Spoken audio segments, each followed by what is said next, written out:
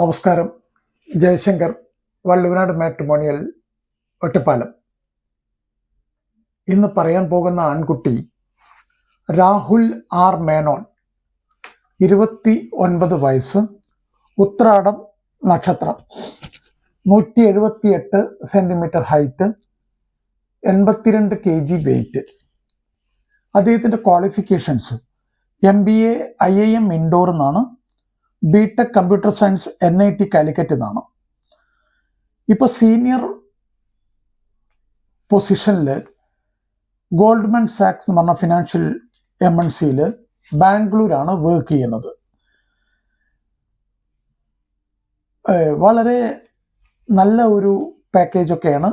അപ്പോൾ അവരത് ആരെങ്കിലും ആവശ്യപ്പെടുന്ന സമയത്ത് മാത്രം അതിനെപ്പറ്റി പറയാം എന്നുള്ള ഒരു കാഴ്ചപ്പാടാണ്. അപ്പോൾ നല്ല ഒരു സാലറിയും കാര്യങ്ങളൊക്കെ ഉള്ള ഒരു കുട്ടിയാണ് രാഹുൽ ആർ മേനോൻ. അച്ഛൻ രാധാകൃഷ്ണ മേനോൻ ചീഫ് മാനേജറായിട്ട് SBI നിന്ന് റിട്ടയറായി. അമ്മ Bhagyalakshmi R Menon, our home മേക്കറാണ്. കുട്ടികളുടെ കാര്യങ്ങളും അച്ഛൻ അവരുടെയൊക്കെ കാര്യങ്ങളൊക്കെ നോക്കി നടക്കുന്നു. മകൻ്റെ വിവാഹത്തിൻ്റെ തിരക്കായിട്ട് ഇടയ്ക്കൊക്കെ വിളിക്കും എന്നെ. നല്ല ഒരു ഫാമിലി. ബ്രദർ വന്നിട്ട് അഖിലേഷ് ആർ മേനോൻ, യങ്ങർ ബ്രദറാണ്. അവരിപ്പോൾ MBA പഠിച്ചുകൊണ്ടിരിക്കുകയാണ്. അദ്ദേഹം ബാങ്ക് ഓഫ് അമേരിക്കയിലായിരുന്നു ഇതിന് മുന്നേ വർക്ക് ചെയ്തിരുന്ന, ബോംബെയിൽ. ഇപ്പോൾ MBA പഠിക്കാനായിട്ട് ഇരിക്കുകയാണ്, MBA പഠിച്ചുകൊണ്ടിരിക്കുകയാണ്. അപ്പോൾ ആ ജോലി റിസൈൻ ചെയ്തിട്ട് വന്നിരിക്കുകയാണ്. തൃശ്ശൂർ സെറ്റിൽഡ് ആയിട്ടുള്ള ഒരു അപ്പർ മിഡിൽ ക്ലാസ് ഫാമിലിയാണ്.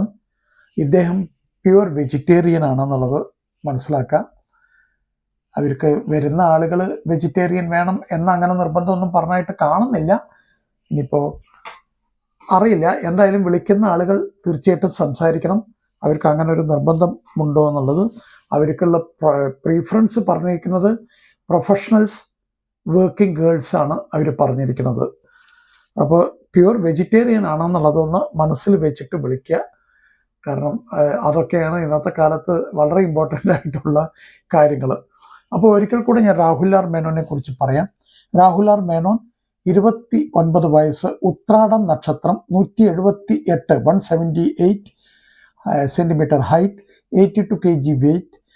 MBA IIM ഇൻഡോർ എന്നാണ് പാസ് ഔട്ടായിരുന്നു. BTech computer science NIT Calicut എന്നാണ് പാസ്സായിരിക്കുന്നത്.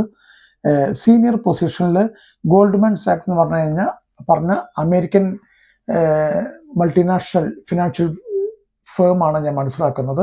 എന്തായാലും ഒരു MNC ആണ് അദ്ദേഹം. അതിൽ നല്ലൊരു സീനിയർ പൊസിഷനിൽ ഇരിക്കുന്ന ആളാണ്. ബാംഗ്ലൂരിലാണ് അവരുടെ ജോബ് ലൊക്കേഷൻ. രാധാകൃഷ്ണ മേനോൻ അച്ഛൻ, അവർ ചീഫ് മാനേജറായിരുന്നു, SBIയിൽ റിട്ടയർഡായി. അഖിലേഷ് ആർ മേനോൻ ബ്രദർ, അവർ MBA സ്റ്റുഡൻ്റാണ്. അതിൽ മുന്നേ ബാങ്ക് ഓഫ് അമേരിക്കയിൽ വർക്ക് ചെയ്യായിരുന്നു. ഇപ്പോൾ റിസൈൻ ചെയ്തിട്ട് MBAക്ക് പഠിച്ചുകൊണ്ടിരിക്കുകയാണ്. അമ്മ Bhagyalakshmi R Menon, house wife. തൃശ്ശൂരാണ് ഇവർ സെറ്റിൽ ചെയ്തിരിക്കുന്നത്. ഇവരുടെ അപ്പർ മിഡിൽ ക്ലാസ് ഫാമിലിയാണ് ഇവർ. ഇദ്ദേഹം പ്യുവർ വെജിറ്റേറിയൻ ആണെന്നുള്ളത് പ്രത്യേകം പറയുകയാണ്. കാരണം അത് ഒന്ന് മെൻഷൻ ചെയ്ത് നന്നായിരിക്കുന്ന എനിക്ക് തോന്നിയത് കൊണ്ട് ഞാൻ പറയുകയാണ്. അപ്പോൾ ഇത്തരം കാര്യങ്ങളാണ് രാഹുൽ ആർ മേനോനെ കുറിച്ച് പറയാനുള്ളത്. അച്ഛൻ, അമ്മ, മകൻ, ഇവർ 3 പേരും എൻ്റെ ഓഫീസിൽ വന്നിട്ടുണ്ടായിരുന്നു. ഞാൻ വളരെയധികം നേരം ഇരുന്ന് സംസാരിച്ചിട്ടുണ്ട്. എന്തുകൊണ്ടും ഹൈലി ക്വാളിഫൈഡ് ആയിട്ടുള്ള പെൺകുട്ടികളുടെ രക്ഷിതാക്കൾക്ക് തീർച്ചയായിട്ടും നോക്കാവുന്ന ഒരു ഫാമിലിയാണ്. അവർ കൂടുതലും തൃശ്ശൂർ, മാക്സിമം പോയാൽ ഒറ്റപ്പാലം വരെയൊക്കെയാണ് അവർ നോക്കുന്നതെന്ന് അതും കൂടെ പറഞ്ഞു. അപ്പോൾ തൃശ്ശൂർ, പെരിന്തൽമണ്ണ, അല്ലെങ്കിൽ നമ്മളുടെ ഷൊർണൂർ, ഒറ്റപ്പാലം, വടക്കാഞ്ചേരി, പട്ടാമ്പി, ഇങ്ങനെയൊക്കെയുള്ള ഏരിയകളിൽ, അതായത് പ്യുവർലി ഒരു വള്ളുവനാട് ഏരിയ തന്നെ അവർക്ക് വേണം എന്നുള്ളൊരു ചിന്ത ഉണ്ട് അവർക്ക്. അപ്പോൾ കിട്ടിക്കൊള്ളണമെന്നൊന്നുമില്ല, പക്ഷേ അവരങ്ങനൊരു ഇത് പറഞ്ഞിട്ടുണ്ട്. അപ്പോൾ ആർക്കെങ്കിലും താല്പര്യമുണ്ടെങ്കിൽ തീർച്ചയായിട്ടും വള്ളുവനാട് മാട്രിമോണിയലായിട്ട് ബന്ധപ്പെടണം. ഞാൻ അവരുടെ ഫർദർ ഡീറ്റെയിൽസൊക്കെ എടുത്തു തരുന്നതാണ്. വീഡിയോകളിലും പറയുന്ന ഒരു 3-4 കാര്യങ്ങൾ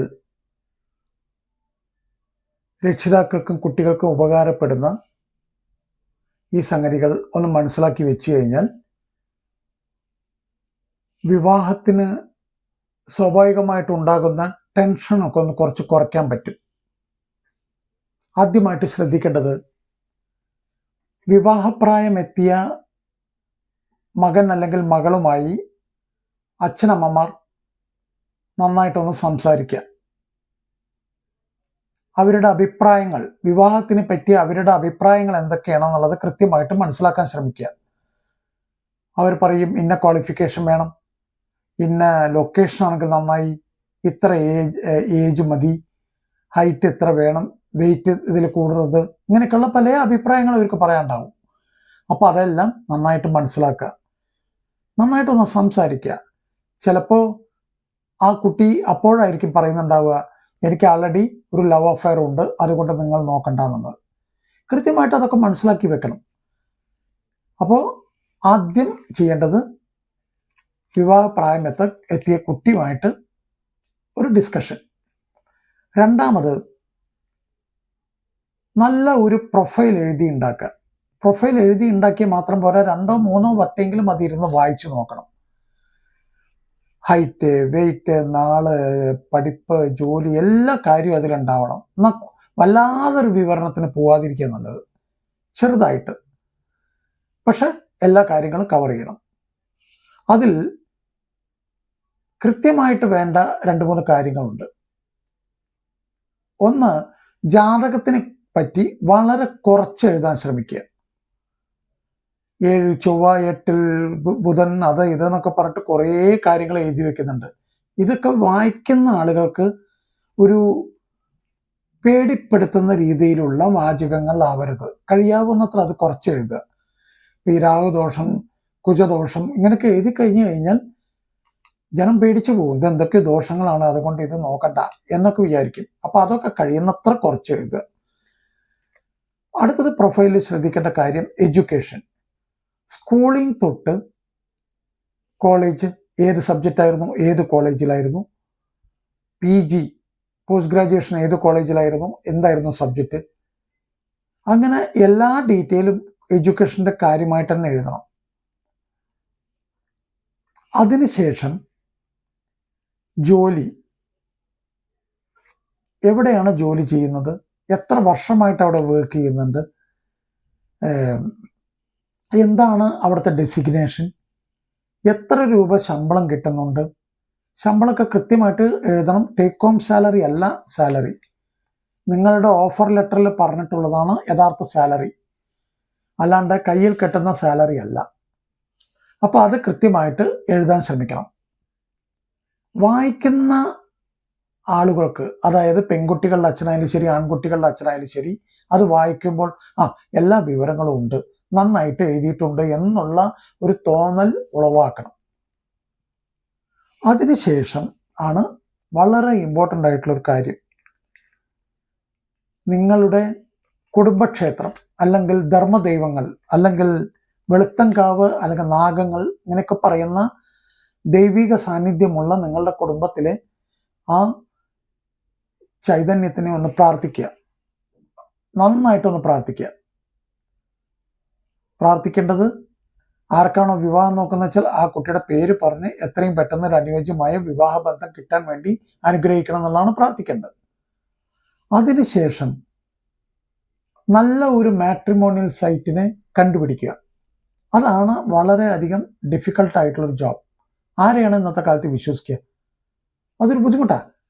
ആരെങ്കിലും ഒരു 1-2 പേരെങ്കിലും നല്ല അഭിപ്രായം പറയുന്നുണ്ടെങ്കിൽ അവരെ സമീപിക്കുക. ഒരാളുടെ ശരിയായി എന്ന് വിചാരിച്ച് നിങ്ങളുടെ ശരിയായിക്കൊള്ളുന്നില്ല. ചിലപ്പോൾ ഈ ശരിയായ ആൾ ക്ഷണിക്കാൻ വരുമ്പോഴാവും നിങ്ങളോട് പറയുക, ഇവിടെ ഇങ്ങനെ ഒരു മാട്രിമോണിയൽ ഉണ്ട് കേട്ടോ, ഒറ്റപ്പാലത്ത് ഒരു മാട്രിമോണിയൽ ഉണ്ട്, വള്ളൂനാട് മാട്രിമോണിയൽ. നിങ്ങളത് കേട്ടപ്പോൾ അവിടെ വന്നിട്ട് ജോയിൻ ചെയ്യും. അവർക്ക് ശരിയായി, അതുകൊണ്ട് നിങ്ങൾക്ക് ശരിയായിക്കൊള്ളുന്ന ഒരു നിർബന്ധങ്ങളും ഇല്ല. അപ്പോൾ ഒരാളെങ്കിലും നല്ല അഭിപ്രായം പറയുന്നുണ്ടെങ്കിൽ അതിന് ഒരു മുഖവില കൊടുക്കണം എന്ന് മാത്രമല്ല, ഇവരുടെ ടേംസ് ആൻഡ് കണ്ടീഷൻസ് എന്തൊക്കെയെന്ന് കൃത്യമായിട്ട് ചോദിച്ച് മനസ്സിലാക്കുക. എത്ര രൂപ ഇവർ വാങ്ങിക്കും, കല്യാണം ശരിയായി കഴിഞ്ഞാൽ എത്ര രൂപയാണ്, ഒരു വഴക്കോ ബഹളോ ഒന്നും ഉണ്ടാവരുത്. നിങ്ങൾക്ക് സ്വീകാര്യമായ ടേംസ് ആൻഡ് കണ്ടീഷൻ വെച്ചാൽ മുന്നോട്ട് പോവുക, ഇല്ലെങ്കിൽ അവിടെ അപ്പോൾ തന്നെ അത് ഡ്രോപ്പ് ചെയ്യുക. അങ്ങനെ രജിസ്റ്റർ ചെയ്തതിന് ശേഷം നിങ്ങൾക്ക് സ്വാഭാവികമായിട്ടും പ്രൊഫൈലുകൾ കിട്ടിത്തുടങ്ങാം. ഈ പ്രൊഫൈലുകൾ കിട്ടിക്കഴിഞ്ഞാൽ മക്കളെ കാട്ടുക, ഫോട്ടോ കിട്ടിക്കഴിഞ്ഞാൽ ഫോട്ടോ കാട്ടുക, അവർ ഓക്കെ പറയുകയാണെങ്കിൽ അത് വെച്ച് മുന്നോട്ട് പോവുക. അത് വെച്ച് മുന്നോട്ട് പോകുമ്പോൾ ജാതകം നിർബന്ധമാണെങ്കിൽ തീർച്ചയായിട്ടും ഹോറോസ്കോപ്പ് മാച്ചിങ് നോക്കണം. ഹോറോസ്കോപ്പ് മാച്ചിങ് ഏതെങ്കിലും ഒരു ജ്യോത്സ്യൻ നോ എന്ന് പറഞ്ഞു കഴിഞ്ഞാൽ 2, 3, 4 ജ്യോത്സ്യൻ്റെ അടുത്തെങ്കിലും പോവുക. ഏതെങ്കിലും ഒരുത്തൻ എസ് എന്ന് പറഞ്ഞു കഴിഞ്ഞാൽ അത് വെച്ച് മുന്നോട്ട് പോവുക. അല്ലാതെ ഏതെങ്കിലും ഒരുത്തൻ നോ എന്ന് പറഞ്ഞിട്ട് അയ്യോ അത് പറ്റില്ല എന്ന് പറയാനുള്ള ഏർപ്പാട് ഉണ്ടാക്കണ്ട. 3, 4, 5 ജ്യോത്സ്യൻ്റെ അടുത്ത് പോയിക്കോളൂ. 5 പേരും നോ എന്ന് പറഞ്ഞു കഴിഞ്ഞാൽ നോക്കട്ടെ. ഏതെങ്കിലും ഒരുത്തൻ നോക്കിക്കോളൂ എന്ന് പറഞ്ഞാൽ അത് വെച്ച് മുന്നോട്ട് പോവുക. ഇതെല്ലാം ഒരു വിശ്വാസമാണെന്നുള്ളത് മനസ്സിലാക്കണം. അത് വിശ്വാസത്തിൻ്റെ അപ്പുറത്തേക്ക് പോകരുത്. അപ്പോൾ ജാതകവും ഓക്കെ ആയി കഴിഞ്ഞു, എല്ലാം ഓക്കെയാണ്. വീട്, എഡ്യൂക്കേഷൻ, എല്ലാ കാര്യങ്ങളും ഒക്കെ ഓക്കെയാണ്. ഹൈറ്റ്, വെയിറ്റ്, നമ്മളുടെ ഏകദേശം റിക്വയർമെൻറ്റ്സ് ഒക്കെ മീറ്റ് ആവുന്നുണ്ട് എന്ന് തോന്നിക്കഴിഞ്ഞാൽ കുട്ടികളുടെ വീട്ടുകാരുകൾ തമ്മിൽ ആദ്യം പറയുന്ന കാര്യം നമുക്ക് പെണ്ണ് കാണൽ ചടങ്ങ് നടത്താം എന്ന് പറയും. എൻ്റെ ഒരു അഭിപ്രായത്തിൽ ആദ്യം തന്നെ പെണ്ണ് കാണൽ ചടങ്ങ് നടത്തുകയും ചെയ്യരുത്. കൃത്യമായിട്ട് ആ കുട്ടിയുമായി കുറച്ച് ദിവസമെങ്കിലും ഒരു ഫോണിൽ കൂടെ വാട്സപ്പ് ചാറ്റ് അല്ലെങ്കിൽ ഫോണിൽ കൂടെയൊക്കെ സംസാരിച്ച് ഒരു ഫ്രണ്ട്ഷിപ്പ് ബിൽഡപ്പ് ചെയ്യുക.